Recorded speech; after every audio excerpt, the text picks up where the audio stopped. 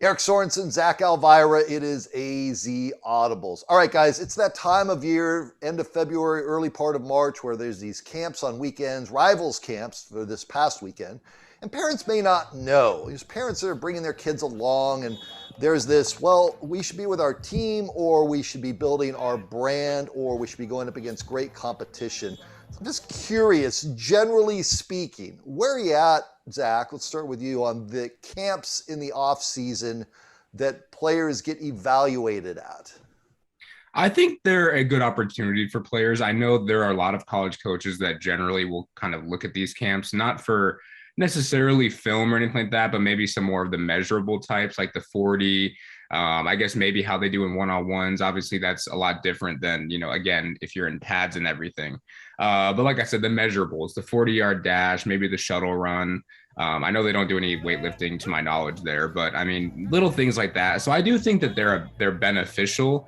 Obviously, when it comes to the rivals and those other, I guess recruiting services or whatever it may be, they obviously have the stars and, the evaluations. And I know there are a lot of really, really talented and knowledgeable individuals that work for these organizations. So that can also play a hand in this as well.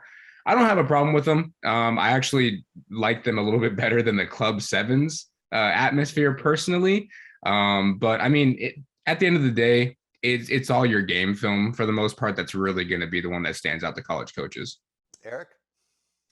In terms of the timing, I don't have a problem with it. We're into the beginning of March and we're not quite to spring football yet. So if these kids want to go on the weekends and go out to Southern California, and as Zach said, it's a great opportunity to just get exposed.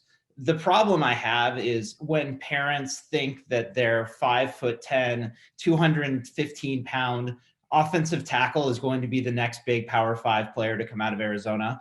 I've talked to so many coaches, guys, that have basically told me, like, parents waste so much money sending their kids to these camps thinking that they're going to be the next big thing when they're not even close to being like an NAIA type player. So case by case study, I think it all comes down to what player is going to what camp and what can they get out of it. But for the most part, I don't have a problem with it either. And, I look at it team versus me. I do believe that you should go out and compete against people you're not going to see and what it looks like across the country. Nobody's being a dream killer here. It's just, I think, Eric, you're right. It's the being realistic. If you don't have the bucks to go do it, it doesn't mean that that's the end of the world if you don't show up at one of these camps. Lots and lots of examples of guys that didn't have a bunch of stars by their names, but the stars get people to talk about over dinner, the neighbor that doesn't even like you across the street. So, I understand all of that. This is NFL Combine Week, so I'm going to put both of you on the spot. Did you believe, Eric, that when you saw Brock Purdy and Chase Lucas play in high school, that they would be guys, and I need truth serum here, Eric, that would go on to play or at least be evaluated? Both of them are getting grades later in the draft. It sounds like they're going to be drafted. Did you see it in high school, Eric? Truthfully, I didn't see it from either of them. If we're talking about being pro prospects. Yeah. I mean, Brad, I was on Brock Purdy way back when. We were out there doing audibles way back in the day before really even anyone knew who Brock Purdy was at Perry. So to see his natural progression and just, as you know, Brad, we know Brock pretty well.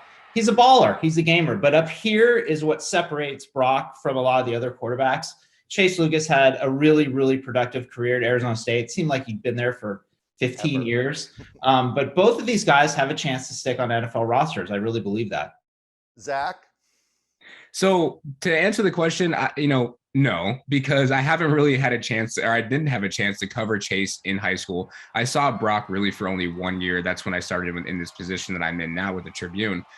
But if I were to have looked at Chase, I mean, honestly, probably not, because he mostly played offense for Chandler.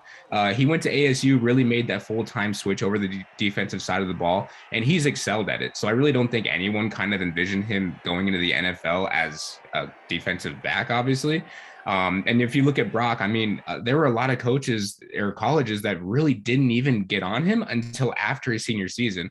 So you have to imagine the answer is probably no for that one too, except for the ones that are extremely close to him and maybe believed in him all along.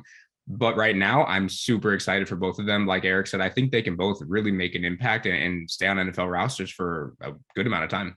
It's my understanding the Ravens called Perry High School this past week, and we're checking into him, and they've got him rated as a 7th-rounder. So, he's going to be there. Chase, we'll see, but both of them will be on display this week in Indianapolis. Guys, good job. That is AZ Audibles for this week.